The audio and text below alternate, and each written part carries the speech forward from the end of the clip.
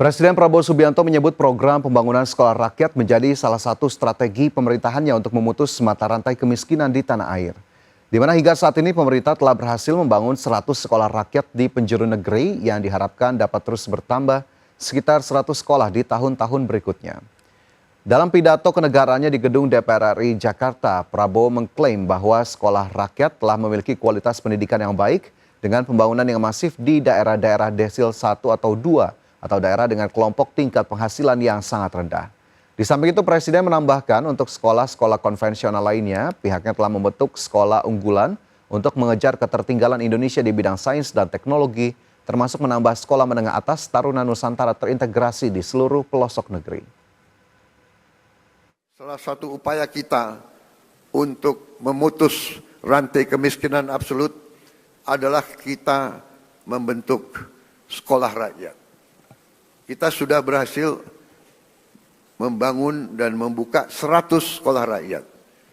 Kita harapkan tahun depan akan menjadi 200, tahun selanjutnya akan menjadi 300, dan seterusnya.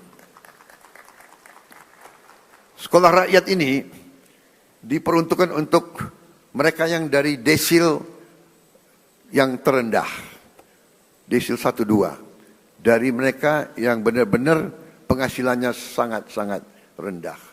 Mereka kita asramakan, mereka kita berdayakan dengan kualitas pendidikan yang baik. Ini adalah untuk memutus.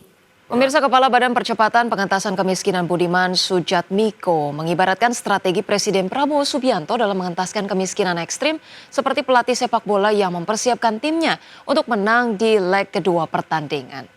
Budiman menjelaskan dalam konteks pembangunan nasional, pemain yang dimaksud adalah rakyat miskin yang dibekali program makan bergizi gratis, sekolah rakyat dan akses ekonomi melalui koperasi desa, Kelurahan Merah Putih. Kemudian juga menurutnya seluruh program itu bertujuan agar masyarakat memiliki kesehatan, pendidikan dan keterampilan memadai untuk meningkatkan pendapatan secara berkelanjutan. Ia menilai bantuan pangan atau tunai hanya bersifat sementara. Sedangkan penguatan koperasi pendidikan dan gizi akan menyiapkan masyarakat menghadapi tantangan ekonomi jangka panjang. Jadi di level negara harus ada sinkronisasi, koordinasi antar kementerian lembaga, antar sektor. Itu tugas yang diamanatkan pada BPTASKIN. Di level sektor kegiatan ekonominya, industri pangan, industri EBT, industri kreatif, industri digital, industri kesehatan, industri pendidikan, industri perumahan, industri pengolahan, industri angkutan, yang masih terpisah, itu harus berbicara. Karena itu kalau Anda perhatikan tadi penjelasan kami tidak pernah melihat kemiskinan itu sebagai faktor dimensi satu saja, pangan saja, tidak. Betul, sektor pangan adalah sektor yang paling baik menghasilkan kemiskinan. Tapi jangan-jangan masalahnya adalah kita bisa mengkompensasi kemiskinan di pangan kalau EBT-nya juga jalan. Pemirsa, pemerintah mencatat realisasi investasi BPI Danantara tembus Rp179,05 triliun sepanjang semester pertama 2025. Ya, pemirsa, ke depan Danantara akan fokus menggarap sejumlah proyek termasuk pengembangan proyek yang fokus pada program pemerintahan. Pemerintah mencatat realisasi investasi BPI Danantara tembus Rp179,05 triliun sepanjang semester pertama tahun ini. Realisasi investasi BPI Danantara bahkan targetkan akan jauh lebih bergeliat paruh kedua. Hal ini sebagaimana arahannya disampaikan langsung Presiden Prabowo Subianto. CEO BPI Danantara, Rosan Roslani, menegaskan ke depan Danantara akan fokus menggarap sejumlah proyek, baik bersama investor dalam maupun luar negeri. Danantara juga akan aktif dalam pengembangan proyek yang fokus pada program pemerintahan. Rosan memastikan Danantara hanya akan masuk ke dalam proyek prioritas yang dinilai memiliki return atau imbal hasil sesuai dengan yang telah dicanangkan. Selama itu memenuhi kriteria dan juga parameter yang ada di dalam Danantara, tentunya harus ada return yang memang kita canangkan juga. Ya, kita terbuka untuk hal itu. Sebelumnya Presiden Prabowo Subianto menugaskan Danantara untuk mempercepat arus investasi di berbagai sektor strategis, termasuk sumber daya alam serta membuka lapangan kerja berkualitas. Prabowo menilai pengelolaan BUMN selama ini belum optimal. Padahal dengan total aset yang mencapai 1.000 triliun US dollar, seharusnya kontribusi terhadap penerimaan negara bisa mencapai setidaknya 50 miliar US dollar. Jakarta, Tim Liputan, ADX Channel.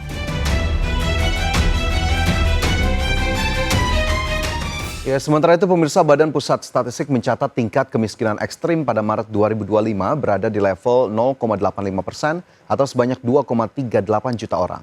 Ya, perhitungan kemiskinan ekstrim menggunakan standar Bank Dunia yang menggunakan Purchasing Power Parity tahun 2017 yaitu 2,15 dolar Amerika per harinya. Badan Pusat Statistik mencatat tingkat kemiskinan ekstrim pada Maret 2025 berada di level 0,85% atau sebanyak 2,38 juta orang. Angka ini menurun dibandingkan pada September 2024 yang tercatat sebanyak 2,78 juta orang atau setara 0,99%. Angka ini juga menurun bila dibandingkan dengan Maret 2024 yang tercatat sebanyak 3,56 juta orang atau setara 1,26%. BPS menjelaskan perhitungan kemiskinan ekstrim menggunakan standar Bank Dunia yang menggunakan Purchasing Power Parity 2017 $2,15 dolar Amerika per hari. Adapun PPP merupakan metode konversi yang menyesuaikan daya beli antar negara. Sementara itu BPS mencatat tingkat kemiskinan nasional pada Maret 2025 berada di level 8,47% atau sebanyak 23,85 juta orang. Angka ini menurun 0,2 juta orang atau 0,1 persen poin dibandingkan September 2024 yang tercatat sebanyak 24,06 juta orang atau setara dengan 8,57%.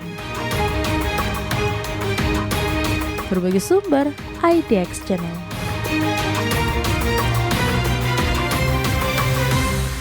Ya, kalau kita melihat data tingkat kemiskinan ataupun kemiskinan ekstrim memang cukup rendah begitu ya Cahaya di Indonesia, apalagi kemudian BPS memiliki standar tersendiri untuk kemudian menghitung tingkat kemiskinan yang sepertinya memang lebih rendah dibandingkan standar Bank Dunia. Tapi ya kita harapkan aksi ataupun pemantauan di lapangan ini benar-benar bisa dilakukan. Jangan sampai kemudian berdasarkan datanya rendah tapi ternyata di lapangan ketimpangannya, kemudian kemiskinannya begitu besar sehingga akhirnya tidak terserap oleh data ataupun penglihatan pemerintah.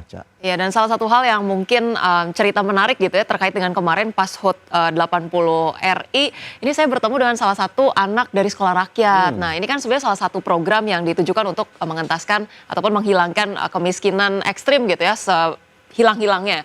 Ketika ngobrol, katanya sih anak ini sebenarnya enjoy ya dengan sekolah yang baru karena makannya gratis, kemudian juga udah dapat asrama gitu. Tapi mungkin ketika saya tanya lebih lanjut terkait dengan kurikulum pelajarannya, ini katanya memang masih mata-mata pelajaran yang umum, jadi sebetulnya belum lengkap selengkap kurikulum di sekolah menengah atas gitu. Kita harapkan terkait dengan pengentasan kemiskinan ekstrim, juga bagaimana memfasilitasi generasi muda dengan edukasi yang cukup baik. Sekolah rakyatnya mungkin sudah terrealisasi dengan cukup baik, tapi bagaimana juga kemudian bisa mendidik anak-anak ini dengan kurikulum dan juga pengajar-pengajar pendidik yang memadai begitu ya, karena untuk mengentaskan kemiskinan ekstrim tampaknya bukan hanya di programnya saja, tapi benar-benar perlu dievaluasi berkala gitu ya, kelancaran programnya ini seperti apa ke depan. Oke, jadi evaluasi harus terus dilakukan, kemudian program-programnya harus terintegrasi agar kemudian tadi target kemiskinan, kemudian untuk kemudian menyejahteraan dari keluarga-keluarga desil 1 ini bisa terus dilakukan ya Caya. Betul, dan pemirsa kita masih punya berbagai informasi lainnya terkait dengan penertiban truk over dimension overloading atau ODOL tidak akan memberikan dampak signifikan terhadap perekonomian nasional. Informasinya kami hadirkan untuk Anda usai jeda, tetaplah bersama kami.